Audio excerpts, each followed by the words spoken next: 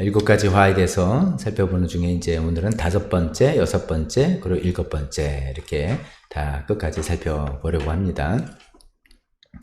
5번째하고 6번째는 뭐 크게 내용이 다르지 않습니다. 비슷한 내용인데 이제 언급하는 예를 드는 것만 좀 다르다고 볼 수 있죠. 5번째는 이제 예수님 당대 그 그릇을 이제 식사할 때 그릇을 정결하게 씻는 그게 그냥 설거지 개념이 아니라 정결례의 개념이죠. 그 당시 이제 유대인들은 정함과 부정함에서 굉장히 예민하다고 말씀드렸죠. 그래서 그것을 깨끗하게 씻고 먹어야지 내가 부정을 타지 않는다. 하나님 앞에 올바로 나갈 수 있다라고 해서 여러 가지 이제 그릇 씻는 정결례가 해서 조항들이 많았던 것이죠. 그래서 예수님의 제자들이 손을 씻지 않고 그릇을 씻지 않고 먹었다고 해서 또 그것을 이제 문제 삼았던 그런 예 기억하실 수 있겠습니다.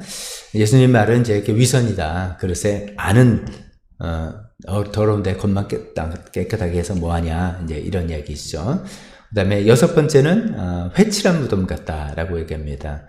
회칠을 했기 때문에 겉으로는 뭐 깨끗하게 하얗게 보이지만 그 속에는 시체가 썩어가는 더럽고 부정한 것이다. 그래서 이제 그것도 역시 위선이다. 이렇게 둘 다 이제 위선에 관해서 이야기를 하고 있습니다.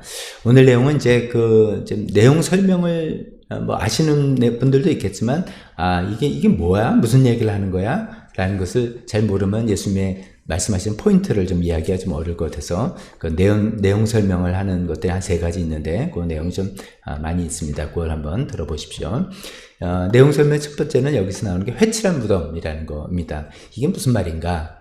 우리는 이제 한국에 살기 때문에 가끔 이제 신문에 조선시대 때 그 용어로 회곽문이라고 합니다. 회곽묘라고 합니다. 안에 시신과 목관들을 잘 보호하기 위해서 석회로 아예 틀을 짜고 그 안에 관을 모셨는 그런 이제 매장 풍습이 있죠. 근데 그게 이제 오랫동안 그 석회가 차단을 공기나 수분을 차단했기 때문에 미라가 돼서 가끔 이제 출토되잖아요. 그래서 이제 뭐 500년 전에 뭐 누구 뭐 이렇게 나오는데 우리 이제 그런 거 하니까 회칠한 무덤이니까 뭐 그런 건가? 이런 생각하는데 이제 그런 게 그러니까 다른 이제 배경이 있는 것이죠.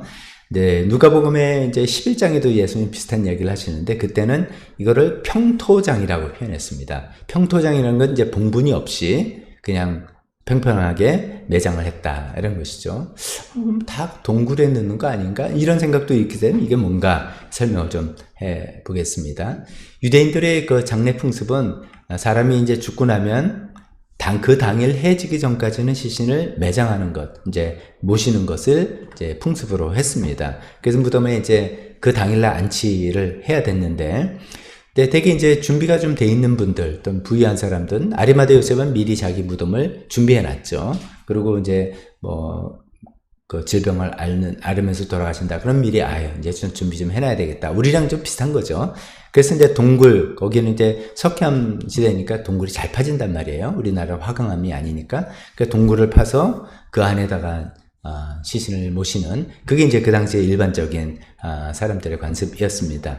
그런데 이제 돌아가셨는데 동굴 무덤을 미리 준비를 못했다거나 아니면 동굴 무덤을 준비할 만큼 경제적인 여유가 없다든지 그렇게 좀 가난한 사람들은 할 수 없이 땅에다 이제 매장을 했단 말이죠. 근데 그 당시 땅은 한 30-40cm 정도에 얕게 파가지고선 살짝 일단 가묘 비슷하게 이제 했다 그럽니다. 그 이유는 이제 나중에 이제 준비를 잘해서 동굴묘에다 모셔야지 뭐 이렇게 생각을 한 거죠.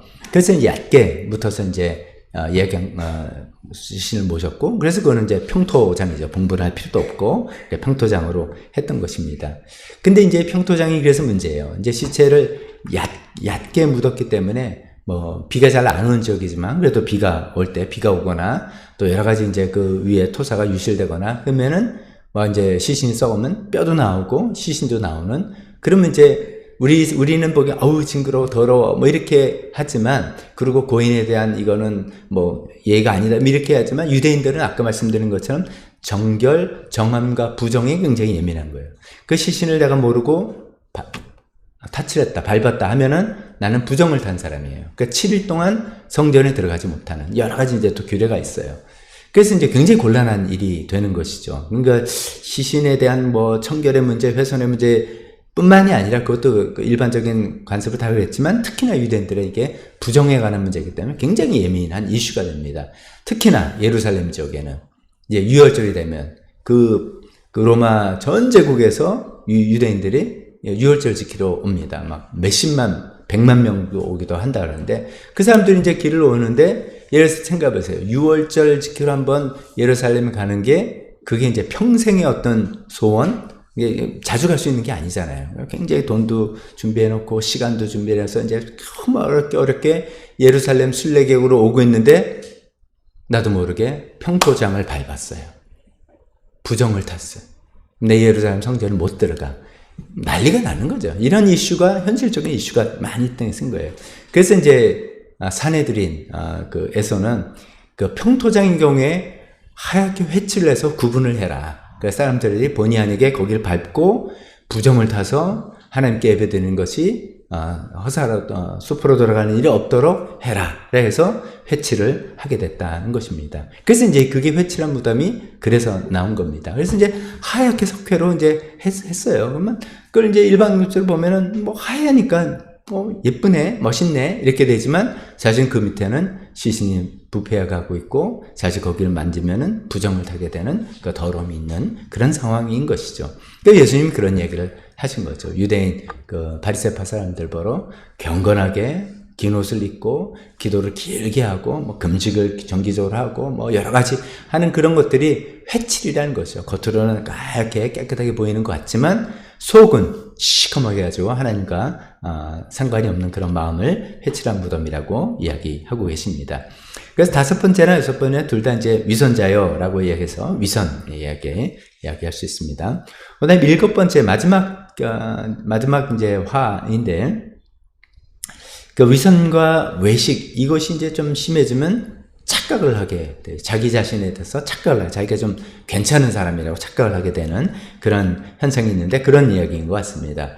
이제 우리가 읽은 것처럼 이제 이 사람들이 뭐냐면 조상들의 특히 예언자들의 무덤을 만들고 의인들의 기념비를 꾸민다. 그건 뭐 굉장히 좋은 일이죠. 특히나 순교했던 예언자들 이런 사람 하나님의 말씀을 대언해서 말씀을 전했는데 받아들이지 않아서 결국 순교했던 사람들의 무덤을 잘 가꾸고 기념비를 세우고 하나의 의도는 뭐겠어요? 우리가 이들의 계승자다 이거죠. 우리가 이들의 가르침을 따르는 하나님의 사람으로서의 계승자다. 이런 거를 이제 백성들에게 보여줌으로써 신앙적인 존경을 받게 하는 그런들의 그 사람들의 모습이죠. 그래서 꽤 거기에 우리 지금 말하면 참배도 하고 했던 것 같습니다. 그 묘역을 잘 꾸미고 했었던 것 같습니다. 그런데 예수님 뭐라고 하냐면 동시에 그들이 이제 바리새파 사람들이 뭐라고 이야기하냐면 우리가 만약에 그 조상시대 옛날에 살았더라면 이분들이 순교당할 필요가 없었지. 그 사람 옛날 사람들은 참 이걸 너무 율법을 몰라서 그들을 이제 했지.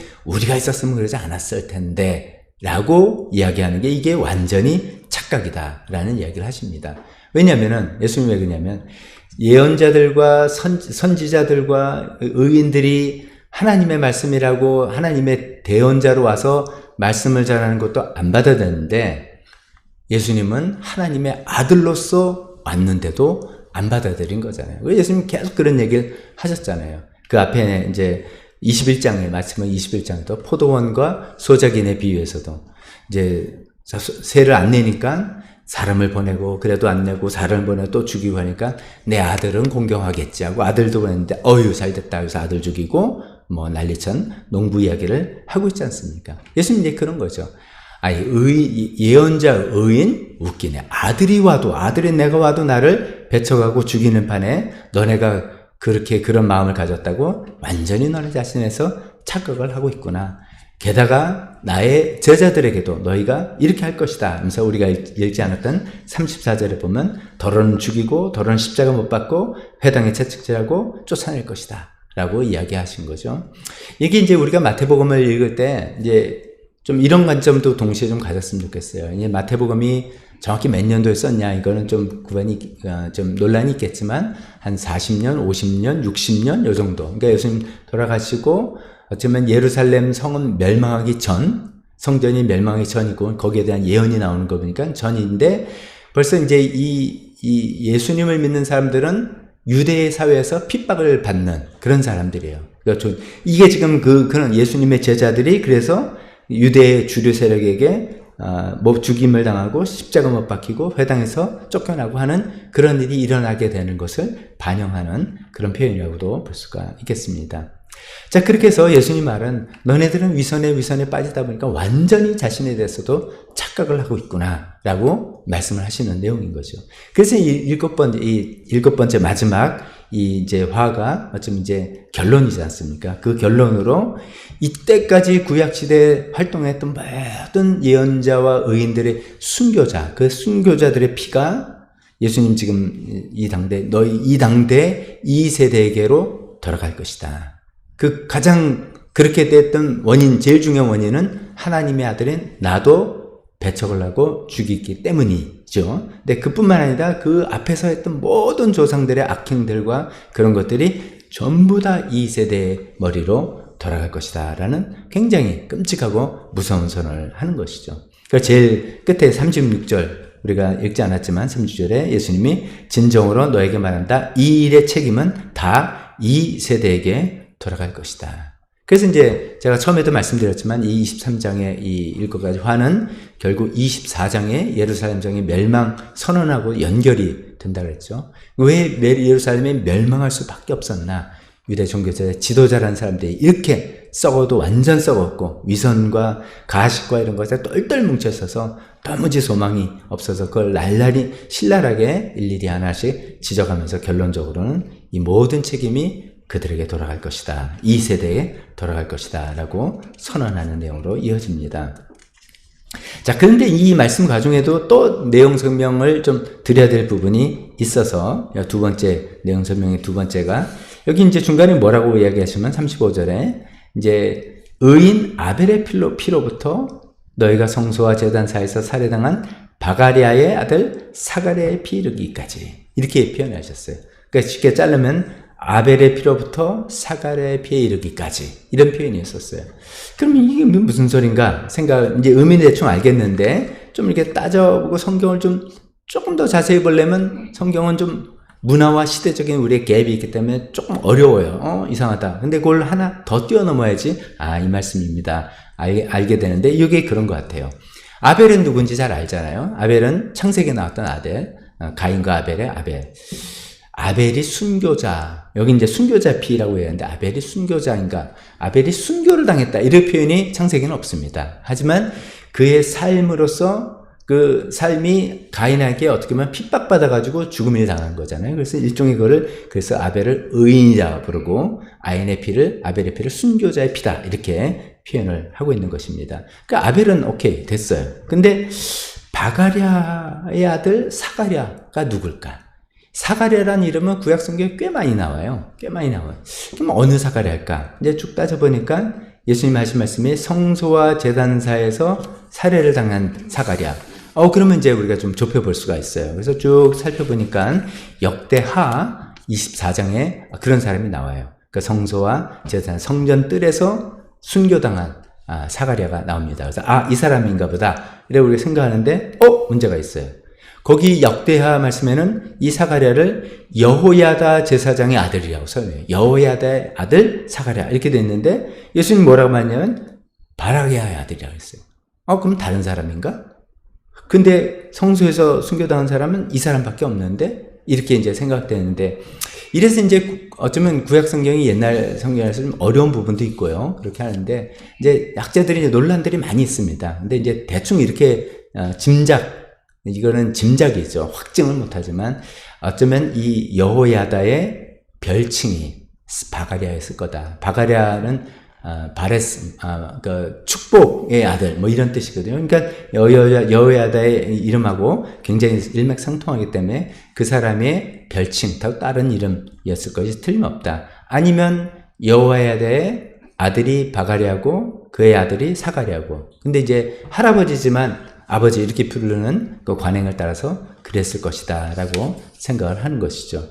근데 이제 그럼 또 하나 궁금한 질문이 나와요. 그럼 오케이. 그 사가랴가 그 사람이야? 그러면 오케이. 됐는데, 의미상 아벨의 피로부터 사가랴의 피까지 하면은 가장 최초의 순교자부터 제일 마지막의 순교자, 이렇게 이야기하시는 예수님의 뉘앙스인 것 같아요. 아무리 봐도 그렇잖아요. 우리 말하면 뭐 영어로 하면 A to Z 뭐 이런 것 같은데 사가랴가 그러면 역대하의 인물이면은 우리가 알잖아요. 성경의 시대 순으로는 말라기가 제일 마지막이고 그 당시에도 순교한 사람들이 있단 말이죠. 왜 이렇게 말씀하셨을까?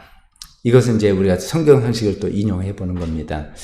아벨은 시대상으로도 최초의 순교자가 많고 성경에 기록된 순서에도 최초의 순교예요. 창세기가 제일 앞이니까. 근데 이제 이 사가랴는 시대상으로는 최후의 순교자는 아니에요. 왜냐하면 그 후에 역대기 이후에 이스라엘 역사가 진행되고 거기에도 순교자들이 있었기 때문이죠. 그건 아닌데 성경 편집상 제일 마지막이죠. 왜냐하면 우리가 이제 우리 순서는 그렇게 되어 있지 않지만 말라기에 제일 많이 있지만 유대인들이 갖고 있었던 유대인대 성경, 우리가 이제 구약 성경이라는 유대인 성경의 순서는 역대기가 제일 마지막에 있기 때문이죠. 그래서 예수님이 이제 그렇게 말씀하신 거죠. 성경에 제일 먼저 나온 아벨의 피로부터 성경에 제일 마지막에 나오는 사가랴의 피까지 이 모든 사람의 의로운 순교자의 피가 그 책임이 너에게로 들어갈 것이다 라고 이야기를 하고 계시는 것입니다. 게다가 이제 이 두 사람이 이제 순교당할 때 하나님께 하소연한 거예요. 하나님 나의 원한을 풀어주십시오. 이렇게 신원한다 이렇게 표현하죠. 했어요. 아벨이 직접 그런 말은 한 적은 없는데 하나님이 가인한테 얘기할 때 그 너의 동생의 피가 울부짖는다 신원을 하고 있다 이렇게 표현하는 걸 통해서 간접적으로 인용되어 있어요. 그래서 예수님이 그 두 사람의 신원을 받아서 이제 이 모든 피의 책임이 너에게로 간다라고 선언하게 되는 그렇게 연결이 되고 있습니다. 자, 그래서 이제 여섯 번째 정결례 그릇에 관해서 그다음에 여섯 번째 회칠한 무덤을 예를 들면서 그 위선을 비판했다면 정죄했다면 일곱 번째는 바리새파 사람들의 그 예언자들 순교자들의 자기네가 계승자라고 하지만 사실은 아닌 그 착각하고 있는 그런 모습들 오히려 그 모든 사람의 잘못이 다 응축돼서 이제 너희들에게 너희 머리에 떨어진다 이런 얘기를 하고 있는 것이죠. 자, 그런데 이제 이 마지막 일곱 번째 이제 그 이야기를 하시면서 그 착각에 관한 이야기를 하시면서 제가 이제 끊었던 32절까지만 읽고 33절 안 읽었던 그 부분에 좀 읽기도 민망한 부분이 나와요. 예수님 이제 이렇게 성경이니까 제가 읽어보면 그들에게 뱀들아 독사의 새끼들아 너희가 어떻게 지옥의 심판을 피할 수 있겠느냐 이런 부분이 나옵니다. 저는 오늘 이 부분에 대해서 좀 생각들이 좀 많았어요. 그래서 이거 조금 이게 뭐 중요한 내용이다. 뭐 성경 우리 신앙생활 때 너무나 그런 거라기보다는 이제 예수님의 성품에 관한 부분이라서 이걸 좀 생각을 해보려고 하는 거예요. 왜냐하면 이제 특히 독사의 새끼들아 이런 이야기를 할 때 이게 욕 아닌가? 욕설 아닌가? 이렇게 생각되죠. 이걸 이제 어떤 분들은 이게 우리 시대에는 어떤 동물 새끼들 하는 거하고 똑같은 뉘앙스고 그 톤이다라고 이야기하는 분들도 있단 말이죠. 근데 이게 이제 욕설이라면 또 이제 문제가 되는 거예요. 욕설 그렇게 사람을 특히 우리가 뭐 어디 불쾌해서 누구 사람을 보지 않고 그냥 혼자 막 쌓이는 어떤 스트레스를 욕설로 푸는 것도 우리는 좀 조심해야 되지만 그걸 뭐 대상이 없으니까 또 그렇다 칩시다. 뭐 스트레스 해소 된다 뭐 그런 얘기도 있는데 뭐 그건 그 사람이 해배시고 좋은 건 아니지만은 어떤 대상을 두고 지금 예수님은 바리새파 사람들과 율법학자들을 대상으로 지금 이야기하는 건데 이런 이야기를 하시는 거 예수님 하지 말라 그러지 않았나? 이런 생각이 드는 거죠. 그 5장에 이야기하셨잖아요. 살인죄에 대해서 이야기하시면서 형제자매에게 성내는 사람 또 자기 형제자매에게 얼간이 멍청이라고 하는 사람 또 다른 사람에게 바보라고 하는 사람 이게 아유 바보 이게 아니에요. 그 얼간이라는 건 제가 예전에 한번 말씀드렸습니다. 그 아람어로 라가예요. 라가 일단 그냥 감정이 섞여가지고 그냥 경멸하는 그런 겁니다. 그 사람의 지적 수준을 평가하는 말이 아니라 욕하는 겁니다. 우리 같으면 여기서 XBB 나오는 그런 얘기입니다. 그렇게 하는 것이 살인이다라고 예수님이 가르쳤던 그런 분이에요. 그랬던 분이 지금은 바리새파 사람들 율법학자들에게 막 독사의 새끼들 하면서 막 이렇게 하셨을까? 이런 생각을 또 그렇게 하실 수 있는 건가? 뭐 이런 생각을 하게 되는 것이죠. 아까 이제 제가 어떤 동물에 비유해서 이제 예수님 그렇게 했다라고 하는, 그렇게 받아들이고 생각하시는 분들은 이렇게도 이야기해요. 여기 바리새파 사람들 종교 지도자, 사실 뭐 굉장히 나쁜 사람들입니다. 어떻게 보면. 그렇죠? 자기가 천국문에 자기도 안 들어가고 다른 사람도 못 들어가게 한다. 정말 나쁜 사람들이에요. 그래서 워낙 악한 존재라서 예수님이 막 첫 번째 화, 두 번째, 세 번째 하다가 점점점 이 감정이 끌어서 일곱 번째 마지막 때는 그냥 시원하게 욕을 했다. 우리들 감정이 쌓이다 보면 욕이 터져 나오는 그런 거라는 거죠. 그리고 이런 거는 거룩한 욕설이다. 그걸 할 수 있다. 이렇게 주장하는 분들도 있습니다. 그래서 이제 예를 들어서 뭐 이제 우리 영적 전쟁으로 싸우고 뭐 귀신을 쫓아내고 뭐 이럴 때 뭐 이제 좀 험한 말들 하잖아요. 마귀 뭐 하면서. 그래서 이제 이게 뭐 영적인 영을 꾸짖는 줄 알았는데 어떻게 보면 그 사람을 꾸짖기도 하고 막 굉장히 험하고 굉장히 이게 좀 비속어 같은 것들을 소위 거룩한 욕설이라는 미명하에 이렇게 막 정당화하기도 하고 또 그럴 때는 꾸짖어야 된다라고 하기도 하는 그런 한쪽에 생각이 있고 거기 때에 들어가는 말입니다. 예수님도 독사의 새끼들이라고 했으니까 우리도 그렇게 할 수 있는 거고 또 때로는 해야 된다라는 생각이 있습니다. 이거는 뭐 이제 목숨 걸 해석의 차이는 아닌데 저는 좀 아니라고 생각이 드는 거죠. 예수님의 아까 말씀드린 성품에 관한 이슈죠. 이제 이렇게 제가 쭉 설명한 분들의 주장 중에 근거 중에 하나는 또 뭐가 있냐면 예수님이 이렇게 막 앞뒤가 꽉 막힌 분이 아니다는 거예요. 예수님이 우리가 잘못하면 서양에서 만든 영화처럼 예수님 금발에 이렇게 해서 좀 늘 특히나 그건 더빙한 거잖아요. 더빙한 거 들으면 예수님 말투가 너무 점잖았잖아요. 뭐 그냥 뭐 감정 하나 없는 분 같아요. 너무 점잖하고 막 이러신 분은 아니다. 예수님 좀 욕도 하고 뭐 이렇게 하시는 분이다라고 할 때 이제 이렇게 표현하는데 맞아요. 예수님이 앞뒤가 꽉 막힌 소위 거룩한 그런 분이 아니죠. 예수님이 말씀 쓰시는 게 무슨 교회 용어, 종교 용어만 이렇게 인용해서 하시는 그런 분이 아닙니다. 예수님이 시장 언어 사용하셨고 예수님 말씀 전하실 때도 많은 비유나 이런 것들이 일상생활에 쓰는 사람, 일반 평민들이 쓰는 용어들 그 상황을 쓰고 그걸 가지고 이야기하셨던 분이죠. 즉 예수님은 어떤 종교 세계에 갇혀 있는 분이 절대로 아니라 아주 현실 세계에 잘 살아갔던 분입니다. 예수님이 쓰는 언어가 공부를 많이 했던 유식층, 니고데모 같은 사람과도 대화가 얼마나 되고 그 다음에 전혀 지식이 없는 어린아이와 그 당시 여인도 그런 분들이 그런 걸 충분히 또 대화하는 누구와도 자연스럽게 얼마든지 대화를 하실 수 있는 분입니다. 영어 표현에 이제 politically correct 그런 표현이 있죠. PC라고 얘기하죠. 그래서 굉장히 특히 정치하는 분들 되게 조심스럽죠. 우리나라도 좀 그러겠죠. 그래서 막 혹시나 여기에 책 잡힐까봐 이렇게 표현 못하고 저렇게 표현 못하고 굉장히 애매모호하고 두리뭉술하게 이렇게 표현하는 그 PC를 지키려고 이제 그렇게 하는데 예수님은 그런 분은 아니에요. 자신의 의견과 자신의 감정을 표출했어요. 그러나 적절히 그리고 품격을 가지고 그러면서 말에 의해서 죄를 범한 적이 없는 우리 히브리서가 말씀한 것처럼 예수님이 절대로 죄가 없다. 이게 이제 큰 전제예요. 예수님 죄가 없다. 그러면 예수님의 말에도 죄가 없을 것이다. 욕설, 특히 인격을 비하하는 욕설은 죄라는 거 예수님 스스로 가르친 분이 그렇게 하셨겠냐라는 그런 생각이 있죠. 그래서 이제 감정을 적절하게 표현하지만 품격 있게 그러나 선을 넘지 않고 죄가 되지 않게 하는 그런 언어를 구사하셨을 거라고 이제 우리가 생각을 해야 되겠죠. 우리는 좀 이제 한계가 있습니다. 글을 통해서 접하니까 한계가 있어요. 예전에 그런 말씀도 드렸죠. 예수님이 왜 사람들한테 이렇게 반말을 하나? 이렇게 예수님 30청년밖에 안 되는데 니고데모나 이제 더 나이 든 사람들 많을 거 아니에요. 근데 성경을 보면 다 예수님은 반말이에요. 그러니까 이게 어떻게 보면 이렇게 젊은 사람이 나이 든 사람한테 반말하지? 이건 우리가 번역을 그렇게 해서 그렇습니다. 그리스어에는 그렇게 반말 존댓말 구분이 없어요. 우리 말로 그렇게 번역해서 우리 문화권에서 예수님은 높으시니까 반말했을 거다. 이렇게 해서 번역한 거예요. 그러니까 그런 걸 이제 우리가 감안하면서 예수님의 말투도 이해를 해야 되겠어요. 전제는 제 생각을 했습니다. 예수님은 절대로 욕설하지 않으셨다.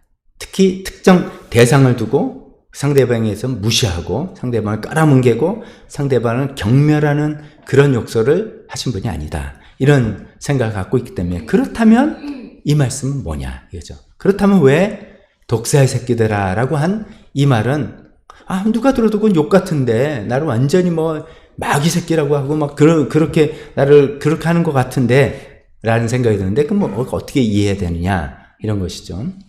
그거는 이제 뭐 어떻게 보면 비슷하다 이렇게 말할 수 있겠지만 욕이 아니라 심판의 선언입니다. 정말 심판을 선언하는 것입니다. 심판을 선언하는 그 당시에 어떤 관용어예요. 관용어.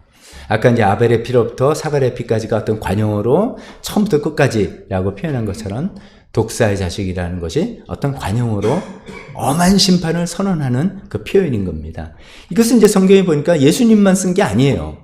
침례 요한도 썼어요. 그래서 성경에 이제 3번 이 표현이 나오는데 이 23장 포함해서 그걸 찾아보면 이게 무슨 의미겠구나 이것을 좀 짐작해 갈 수 있겠습니다. 제일 처음에 쓴 사람이 이제 침례 요한인데 마태복음 3장에 나옵니다. 그 맥락을 보면 어떤 의미로 이 용어가 이 표현이 쓰여진지를 알 것 같습니다. 이제 이렇게 해서 침례 요한이 막 활동을 하는데 많은 사람들이 와서 뭐 이제 말씀도 듣기도 하고 회개의 침례를 받기도 하고 이제 그랬잖아요.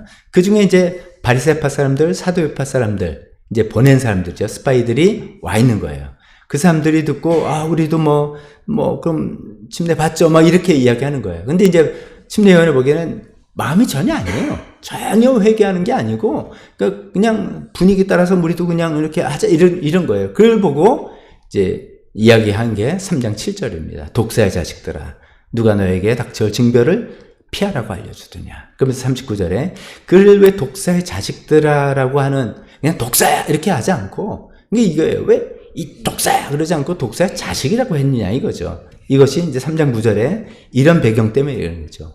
그리고 너희는 속으로 주저넘게 아브라함이 우리 조상이다 하고 말할 생각을 하지 말아라. 내가 너에게 말한다. 하나님께서는 이 돌들로 아브라함의 자손을 만드실 수 있다. 이 배경을 생각해 보면 이 독사야라고 하지 않고 독사의 자식아라고 한 것은 지금 비교를 하는 거예요.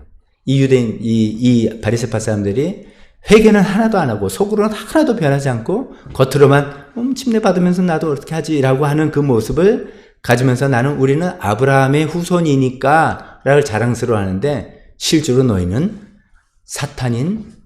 영적으로는 사탄의 후손이다. 독사는 이제 사탄을 상징하는 거잖아요.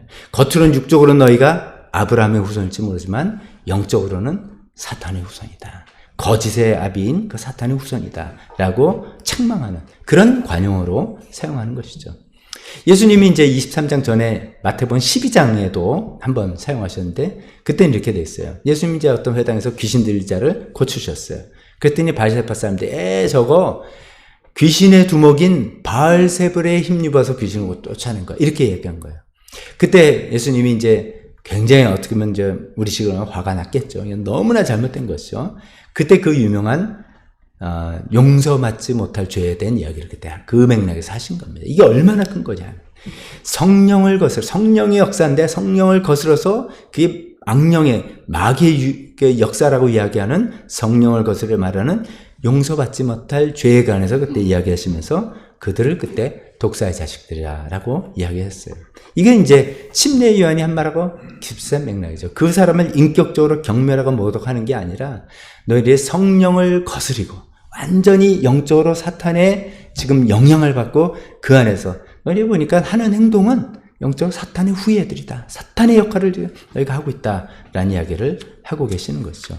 그런 맥락에서 23장 이야기를 하는 겁니다. 그 이제 이상해요. 왜 12장과 마태복음 침례 요한이 쓸 때하고 마태복음 12장 예수님이 좀 전에 제가 설명했을 때는 독사의 자식들아라고 번역했어요. 새 번역이 개역개정도 그렇고. 근데 23장에는 똑같은 단어인데 똑같은 단어랑 겟네마라는 단어인데 23장에는 독사의 새끼들이라고 번역했어요.